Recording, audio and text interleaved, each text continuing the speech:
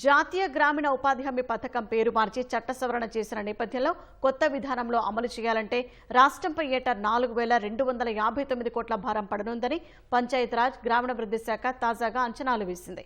ఈ మేరకు ప్రభుత్వానికి నివేదిక అందించింది. శ్రామికులకు వేతనాలు, మెటీరియల్ నిధులతో చేపట్టే పనులకు, పరిపాలన ఖర్చులకు సంబంధించి కొత్త విధానంలో రాష్ట్ర వాటా కింద 40% నిధులు వెచ్చించాలి. రాష్ట్రంలో ఇప్పటి వరకు ఏటా 10,649 కోట్లు ఖర్చు చేస్తున్నారు. ఇందులో 90% ఖర్చు 9,640 కోట్లను కేంద్రం అందిస్తోంది. మిగిలిన 10% ఖర్చు 1,009 కోట్లను రాష్ట్ర వాటాగా సమకూర్చుతున్నారు. కొత్త విధానంలో మొత్తం ఖర్చులో కేంద్ర ప్రభుత్వం 60% నిధులే అందించనుంది. మిగతా 40% నిధులు రాష్ట్ర ప్రభుత్వం సమకూర్చాలి.